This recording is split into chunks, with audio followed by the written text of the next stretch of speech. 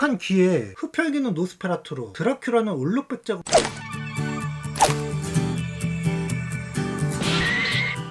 여러분, 드라큘라나 흡혈귀 하면 가장 먼저 뭐가 떠오르실까요? 아니, 이 모습 기억하시나요? 우리가 알고 있는 드라큘라의 모습과는 많이 다르죠. 이 캐릭터 또한 드라큘라 백작이 아니라 올룩 백작이라는 이름을 가진 흡혈귀 캐릭터인데요. 그리고 이 영화의 제목 또한 드라큘라가 아니라 노스페라투. 이 캐릭터를 연기한 배우가 막스 슈렉이었죠. 오늘은 특정 하나의 인물보다 그 인물과 함께 그 인물이 연기한 캐릭터 그리고 그 작품에 대한 잡다한 이야기를 간단히 해볼게요. 영화 노스페라투의 올룩백작의 주인공 막스 슈렉은 1879년 9월 6일 그 당시 기준으로 독일 제국의 프로이센 왕국에 속해 있던 베를린에 위치한 프리데나우라는 곳에서 태어났어요. 이 노스페라투라는 캐릭터는 사실상 브람 스토커의 드라큘라의 설정을 그대로 따온 캐릭터인데, 그 이유가 노스페라투라는 영화 자체가 브람 스토커의 드라큘라를 원작으로 삼아서 만든 작품이기 때문이었죠. 그럼 왜 드라큘라라는 멀쩡한 제목과 이름 놔두고 왜 하필 노스페라투냐, 이렇게 얘기할 수도 있겠는데요. 그건 이 영화의 감독인 무르나우 감독이 당시 드라큘라의 판권을 정상대로 사온 것이 아니었기 때문이었죠. 이 노스페라투나 올룩백작이라는 이름은 저작권의 시비를 피하기 위해서 만든 이름이었죠. 드라큘라를 노스페라투로, 그리고 작중 배경을 영국에서 독일로 이렇게 바꿔서 차별화를 둔 건데, 우리가 아는 드라큘라의 외모는 잘 정돈된 헤어스타일에 핸섬한 턱시도 차림인데, 그에 반해 이 노스페라투는 대머리에 흉측하고 굉장히 개기스러운 모습이죠.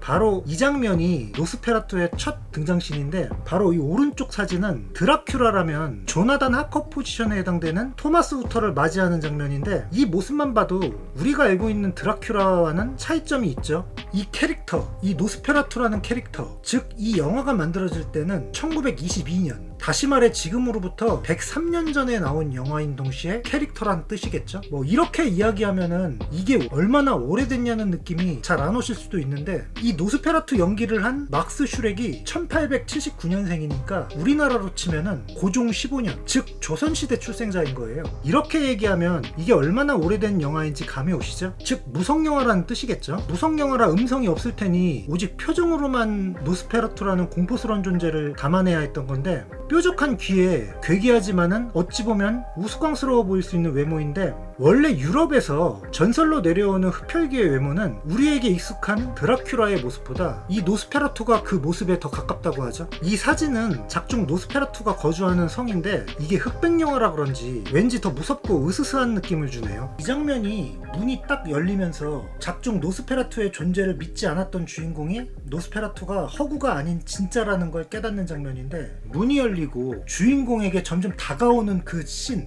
아마 이 영화에서 가장 무서운 장면이고 의미 있는 장면이기도 하죠. 이 노스페라투라는 괴물 지금 봐도 좀 오싹한데 그 당시에는 정말 충격이었겠죠. 이 때문에 당시 노스페라투 배우였던 막스 슈렉은 실제로 그가 진짜로 흡혈귀일지도 모른다는 소문까지 돌았어요. 이것을 모티브로 한 2000년도 영화 섀도우 오브 뱀파이어, 1922년 당시에 노스페라투 영화 촬영 과정을 영화에서 만든 작품인데, 작중 막스 슈렉이 실제로 흡혈귀였다는 설정의 영화였죠.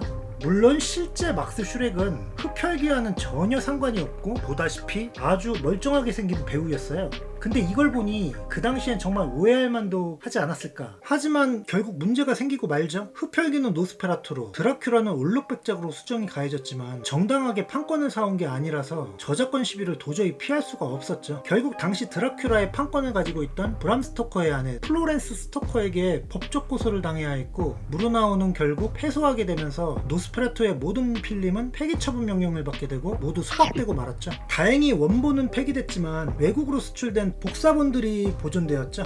오늘날 우리가 보는 노스페라투 영상은 모두 복사본이라고 생각하시면 돼요. 어찌 보면 이 작품은 무르나우 감독의 최대 흑역사인데도 불구하고 아이러니하게 이 작품은 지금까지 그의 최고의 걸작으로 남아있죠. 물론 이건 노스페라투 역할을 맡았던 막스 슈렉에게도 똑같이 해당되는 이야기이기도 해요. 이후 막스 슈렉은 쭉 배우로 활동하다가 1936년 2월 20일 56세의 나이에 사망했는데, 그가 사망하기 전날이던 2월 19일 저녁 몸이 좋지 않아가지고 병원에서 의사의 진찰을 받았는데 안타깝게도 그 다음날 아침 심장마비가 온 것이었죠. 드라큘라 역할을 맡은 배우들은 많았지만 막스 슈렉처럼 이렇게 흡혈귀를 정말 흡혈귀스럽게 연출한 배우는 잘 보지 못했던 것 같아요. 팀 버튼 감독의 배트맨 2, 배트맨 리턴즈에 등장하는 빌런 중 하나였던 막스 슈렉이 바로 이 사람의 이름을 따온 거라고 하죠. 드라큘라가 햇빛을 보게 되면 그대로 죽는다는 설정은 이후 작품에 등장하는 드라큘라에게도 똑같이 적용이 됐고, 이 영화를 리메이크한 작품도 등장했는데 베르너 헤이조크 감독의 1979년 리메이크작과 최근이었던 2025년 리메이크작이 있는데, 특히 2025년작은 1979년작과 달리 1922년의 캐릭터들을 그대로 따왔다고 해요. 물론 노스페라투의 이름 역시 그대로 쓰인다고 합니다.